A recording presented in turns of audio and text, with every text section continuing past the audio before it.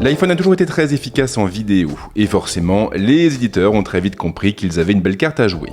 L'App Store propose désormais un large choix d'applications dédiées, des applications qui permettent de transformer l'iPhone en une véritable caméra, certes, mais aussi en station de montage. Alors c'est fantastique, mais le revers, c'est qu'il est parfois difficile de distinguer le bon grain de l'ivraie.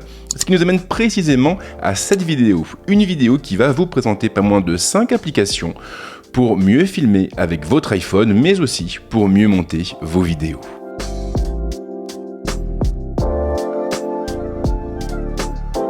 Elle est installée par défaut et elle reste un excellent choix lorsqu'on débute en vidéo. L'application par défaut proposée par Apple sur l'ensemble de ses iPhones est en effet d'une efficacité rare. Elle est efficace parce qu'elle bénéficie d'une interface à la fois simple et intuitive avec un accès rapide au mode vidéo et à ses principales fonctionnalités. Pas d'options compliquées, pas d'histoire de format, on se focalise sur l'essentiel. On choisit sa définition, le nombre d'images par seconde et on active ou non le ProRes Log. Une fois que c'est fait, il ne reste plus qu'à filmer. L'appareil photo permet donc de se focaliser sur ce qui compte le plus, à savoir la scène. Sauf qu'en plus, on a aussi quelques options très intéressantes et bien pensées. Si vous allez dans les réglages, vous pourrez par exemple activer une grille de composition, mais aussi un niveau. Deux options qui vous permettront de mieux filmer et de mieux soigner vos cadrages. Pour gagner du temps, vous pourrez aussi définir la définition et le nombre d'images par seconde utilisés par défaut lors de vos prises de vue, mais aussi activer la conservation de tous vos réglages. Cette option, elle vous fera gagner un temps précieux puisqu'elle va enregistrer toutes les options que vous allez définir. Vous n'aurez donc pas besoin de retourner sur la définition, sur le nombre d'images par seconde ou même sur le mode de prise de vue lorsque vous quitterez l'appareil photo et que vous le relancerez pour continuer à filmer.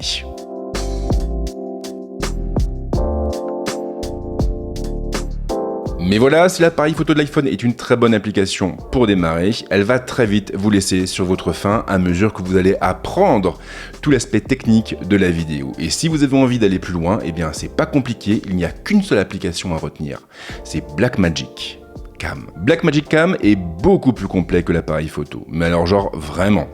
L'interface reste sobre et épurée, c'est vrai, mais elle vous donne accès à davantage de réglages. Il est toujours possible de choisir la focale ou encore la définition et la cadence d'image, mais l'outil donne aussi la main sur la vitesse de l'obturateur, les ISO, la balance des blancs, la compensation de l'exposition ou encore la mise au point. C'est pas mal, mais ce n'est pas fini car il intègre aussi de nombreuses grilles de composition différentes et il permet même de modifier le format d'enregistrement ou encore de charger une LUT.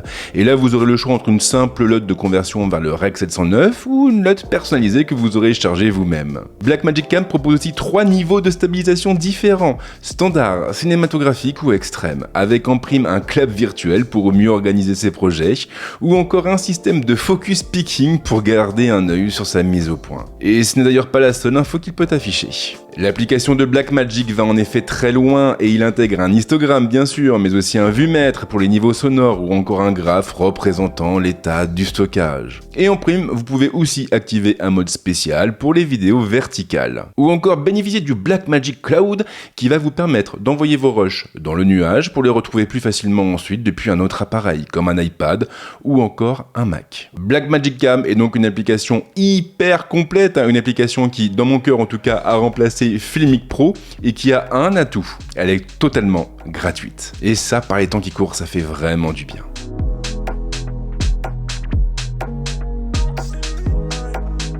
Alors filmer avec un iPhone ne signifie pas seulement filmer avec un iPhone. Ok, ça sonne un petit peu bizarre, mais parfois il est tout simplement impossible de se passer d'un boîtier ou d'une caméra. Et là en l'occurrence, il y a une application sur laquelle vous ne pouvez pas faire l'impasse si vous avez un boîtier ou une caméra Sony, à savoir Monitor Plus. Monitor Plus vient se ranger dans la famille des applications de prise de contrôle à distance. Une fois correctement configuré, l'outil vous permettra de contrôler votre boîtier ou votre caméra sans avoir besoin de poser les mains dessus.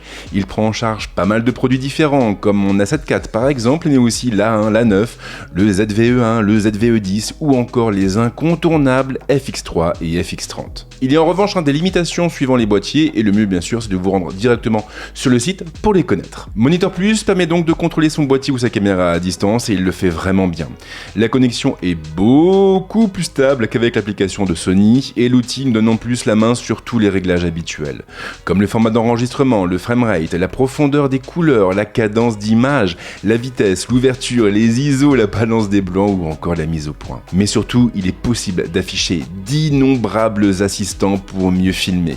Un histogramme, bien sûr, mais aussi des zébras, du focus picking ou encore des grilles de composition. Davantage d'options sont accessibles par le biais du menu de l'application, comme le choix du profil colorimétrique, les règles de nommage de fichiers ou même la destination d'enregistrement des rushs. Et en prime, on a également une application pour l'Apple Watch qui permet d'avoir un retour vidéo, mais aussi de lancer l'enregistrement. Seul bémol, l'application est payante. Maintenant, vous n'avez qu'à la payer une seule fois et en l'occurrence, elle est proposée à 19,99 €. Et franchement, si vous faites un petit peu de vidéo et si vous arrivez à gagner votre vie avec, eh bien 20 balles, c'est pas cher payé pour tous les services qu'elle vous rendra. Alors après, vous pouvez aussi la tester parce qu'il y a une version gratuite qui est proposée par son éditeur, mais attention car elle est hyper limitée et preuve en est, vous ne pouvez même pas changer la mise au point.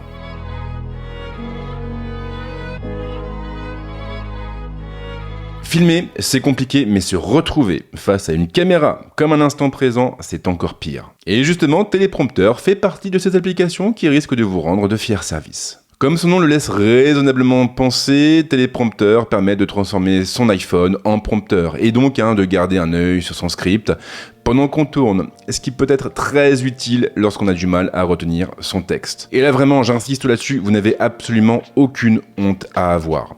Vous n'avez aucune honte à avoir parce que nous n'avons pas tous la même faculté de concentration. En ce qui me concerne, je suis hyperactif et j'ai le plus grand mal à apprendre par cœur un script ou un texte.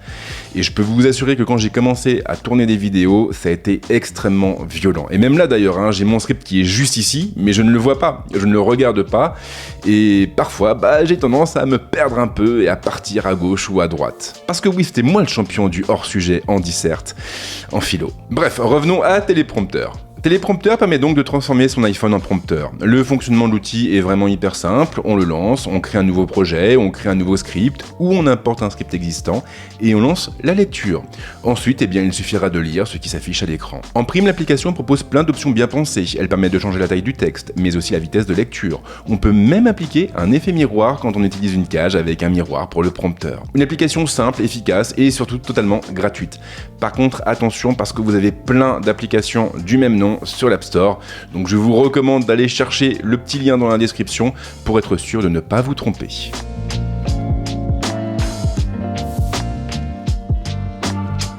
Et il nous reste à évoquer la délicate question du montage, et là je vais être très franc avec vous.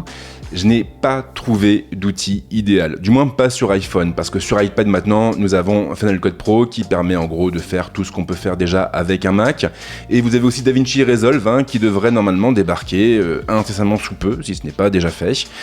Et forcément, sans ces deux outils, c'est beaucoup moins drôle. Et en l'occurrence, sur iPhone, vous avez plein d'applications de montage, mais qui sont soit payantes, soit hyper limitées. Si bien qu'en fait, j'ai retenu un seul nom, et ça risque de faire grincer quelques dents. Ce nom, c'est iMovie. iMovie est très basique, c'est indéniable, mais il a pour mérite d'être totalement gratuit et d'être dispo sur tous les appareils Apple. Mais surtout, ses fonctions de base sont largement suffisantes pour de petits montages.